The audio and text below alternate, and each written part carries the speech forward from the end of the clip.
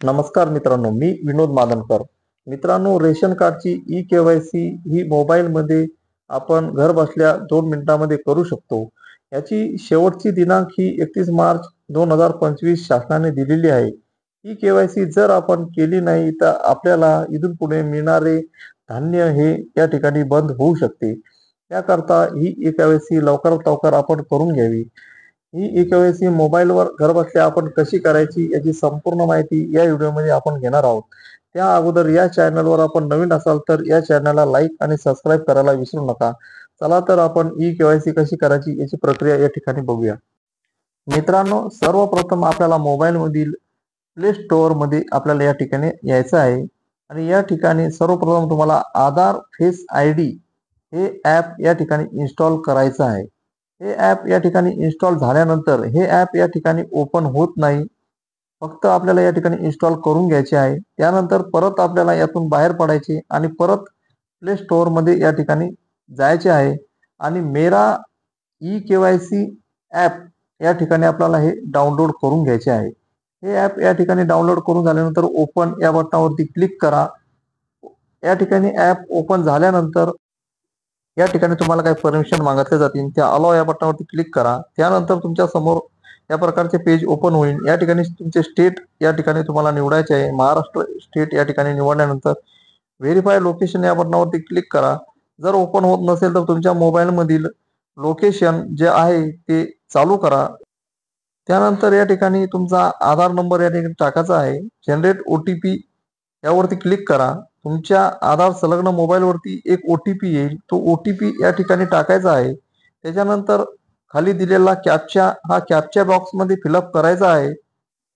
त्यानंतर सर्वात खाली सबमिट या बटनावरती क्लिक करा. त्यानंतर या प्रकारचे पेज तुमच्या समोर ओपन होईल. बेनिफिशरी डिटेल्स या ठिकाणी आलेली आहे. तुमचे नाव, तुमचं राज्य, कार्ड नंबर, त्याच्यानंतर तुमचा जिल्हा, आधार नंबर या ठिकाणी दाखवण्यात आलेला आहे. ई-के-वाय-सी अप्रूव्हल स्टेटसच्या समोर काहीच नाहीये आणि ई-के-वाय-सी स्टेटस या समोर पण काहीच नाही. या ठिकाणी आपल्याला आता आपली के-वाय-सी या ठिकाणी करायची आहे. त्याकरता या ठिकाणी सर्वात खाली फेस ई-के-वाय-सी या बटनावरती क्लिक करायचं आहे. त्यानंतर या ठिकाणी एक सूचना येईल, ती या ठिकाणी वाचून घ्या आणि त्यानंतर ॲक्सेप्ट या बटनावरती क्लिक करा.